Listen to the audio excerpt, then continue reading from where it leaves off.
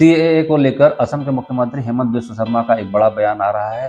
शिवसागर में वह एक रैली को संबोधित कर रहे थे और उन्होंने रैली को संबोधित करते हुए कहा कि अगर एनआरसी में किसी ने आवेदन नहीं किया है और उसे अगर नागरिकता मिलती है तो वह इस्तीफा देने वाले पहले व्यक्ति होंगे।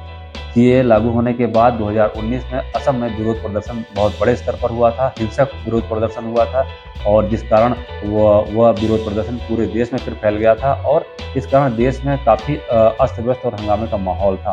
तो लगातार 4 वर्षों से केंद्र सरकार इस विषय पर चुप्पी साधे हुई थी और ठीक लोकसभा चुनाव के पहले कुछ सप्ताह ही बचे हैं और सीएए लागू करने की अधिसूचना जारी हो गई है। पोर्टल पर आवेदन भी लेने स्वीकार किए जाएंगे, पोर्टल लॉन्च कर दिया गया है। तो असम के मुख्यमंत्री हेमंत बिस्व शर्मा उन विरोध प्रदर्शनकारियों को संबोधित कर रहे थे जिन्हें यह आशंका है कि सीएए लागू होने के बाद बड़ी संख्या में बाहरी यानी कि बांग्लादेश से आए हुए हिंदू वहां नागरिकता प्राप्त कर लेंगे और जनसंख्या असंतुलन हो जाएगा। तो उन्होंने कहा कि ऐसा कुछ भी नहीं है, नियम पहले बन चुका था और सिर्फ अब यह पोर्टल पर लॉन्च हो रहा है और वहाँ आवेदन किए जा रहे हैं। डेटा सामने आएंगे, सारी चीज़ें सामने आ जाएंगी।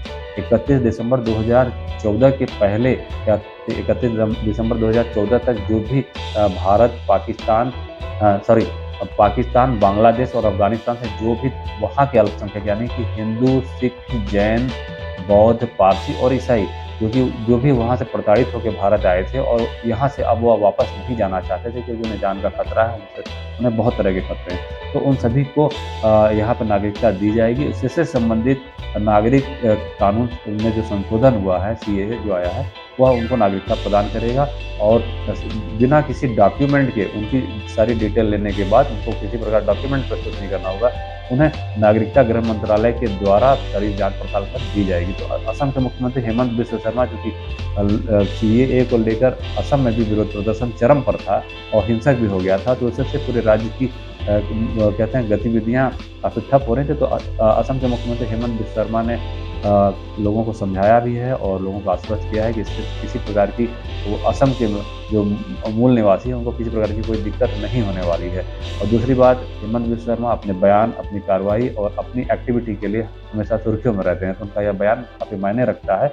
और इस समय पूरे देश में मुसलमानों के बीच में भी जो एक भ्रम फैलाया गया था कि इससे उनकी नागरिकता छीन ली जाएगी, यह भ्रम धीरे-धीरे 4 साल के अंदर उन तक भी स्पष्ट बातें पहुँच गई। बहुत से मौलानाओं ने भी उनको आश्वस्त किया है कि इससे आपको डरने की ज़रूरत नहीं है, इससे किसी मुसलमान की नागरिकता नहीं जा रही है। तो फिलहाल अभी तक की यह कुछ अपडेट थी और कुछ मज़ेदार और काम की अपडेट हमारे पास आती है तो हमारी कोशिश होगी कि हमारे अपने YouTube channel info highway India पर मैं उसे अपलोड करूँगा, उससे जानकारी दूँगा।